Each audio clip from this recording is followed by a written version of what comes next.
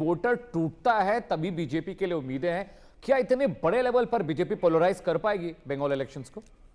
विपिन शर्मा जी। बहुत अहमियत रखता है आपका सवाल अमित जी। और मैं देखिए ये बोलना चाहूँगा, पोलराइजेशन एक बात है और वो मैं बिल्कुल उस बात से इत्तेफाक नहीं रखूँगा कि बीजेपी कामयाब हो जाएगी। इतनी कोई पोलराइजेशन के बलबूते जाके सत्ता पे काबिज हो जाए, ये मुमकिन नहीं है। लेकिन दूसरा जो अहम फैक्टर है, जो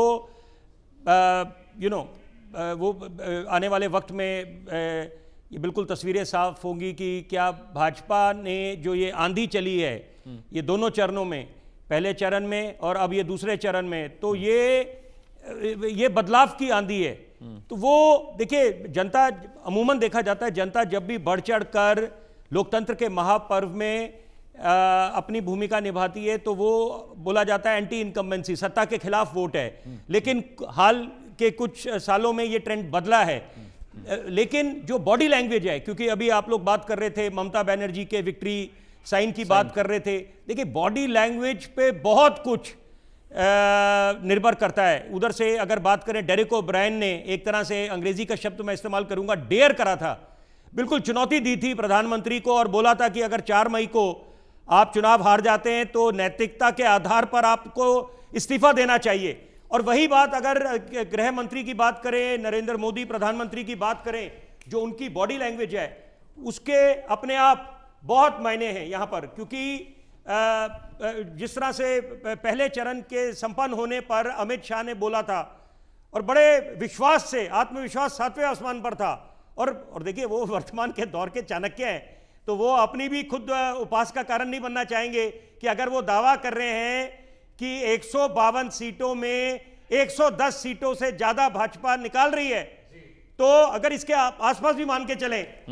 चलें हाइपोथेटिकली 85-90, फिर भी पहले के मुकाबले बहुत बेहतरीन प्रदर्शन रहेगा। ठीक है विपिन। और अंत में जीत जनता की होनी चाहिए, वोटर्स की। राज बिहारी जी के पास जा रहा हूं, वो पश्चिम बंगाल में रहकर भी आए हैं। राज बिहारी जी, वहां क्या हवा थी? आप तो वहां पर रह के आए, ग्राउंड पर आप थे, वहां पे क्या हवा चल रही? क्या आउटलुक है आपका वहां के लिए? आप तो बहुत वक्त बिता के आए वहां से। देखिए, हम कई इलाकों में गए, क्योंकि पिछली बार लोग जिस तरह से मुखर थे, चाहे वो बीजेपी के पक्ष में हो चाहे टीएमसी के पक्ष में हो, लेकिन इस बार लोग थोड़े से डरे हुए थे, उन्हें भय था कि चुनाव के बाद क्या होगा, हमारा घर तो नहीं फूंक दिया जाएगा, हमारे बच्चे ठीक से रहेंगे नहीं रहेंगे। इसलिए उन्हें चुप्पी थी, लेकिन मन में ये था कि हम वोट तो करने जाएंगे। और जो चुनाव आयोग के जो सुरक्षा इंतजाम है उससे भी लोगों में विश्वास बढ़ा। और जिस तरह से प्रधानमंत्री नरेंद्र मोदी, गृह मंत्री अमित शाह और भाजपा के दूसरे नेताओं ने जाके वहाँ माहौल बनाया और मतदाताओं को भरोसा दिलाया कि 4 मई के बाद आपको कोई तंग करने नहीं आएगा, उसका भी एक बड़ा असर पड़ा। क्योंकि SIR से ज़्यादा असर ये था कि भय को दूर करने के लिए अगर भरोसा मिलता है तो बदलाव आएगा ही, ऐसा लोगों में एक धारणा बनी है। तो लोग भी वोट करने गए हैं। दूसरी बात है कि पोलराइजेशन तो होगा ही होगा। ये चुनाव से पहले भी दिखाई दे रहा है और चुनाव में भी दिखाई देगा, और जब रिजल्ट आएगा उस दिन भी आपको दिखाई देगा कि जहां पर मुस्लिम मतदाता का बाहुल्य है वहां पर टीएमसी पीछे नहीं रहेगी, टीएमसी बराबर टक्कर में रहेगी।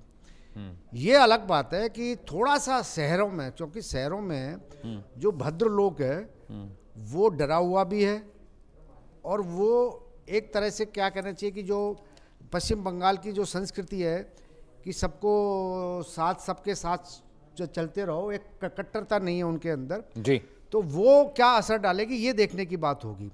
दूसरी सबसे बड़ी बात यह है कि गांवों में तो भारतीय जनता पार्टी पहले भी अच्छा प्रदर्शन कर चुकी है।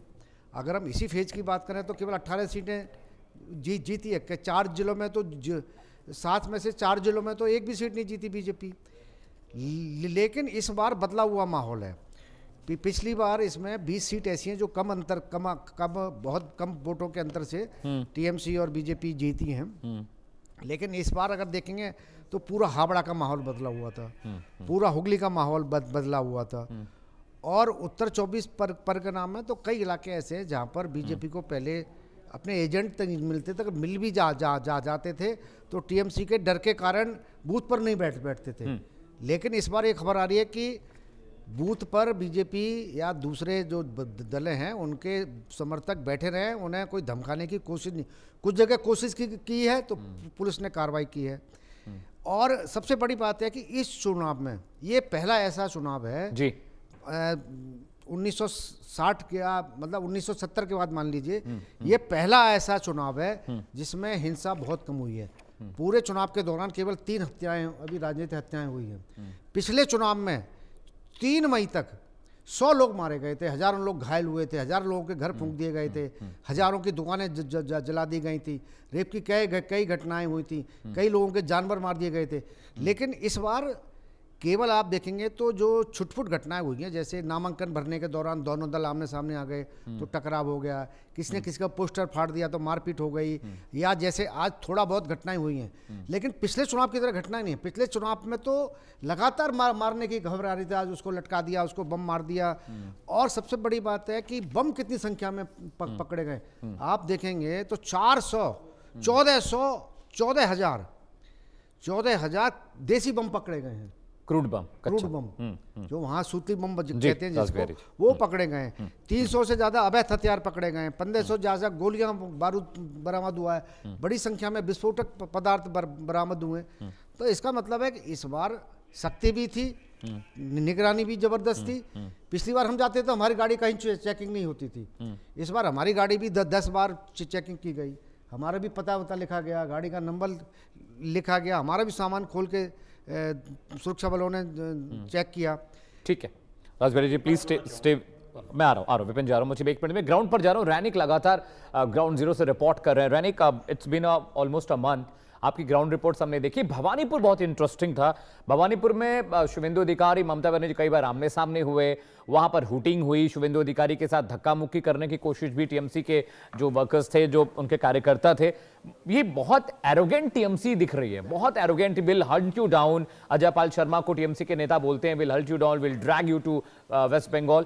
इस तरह की बातचीत जो लोग कर रहे हैं, ये बहुत ज्यादा एरोगेंट नहीं दिखाई दे रहा टीएमसी का एक फेस?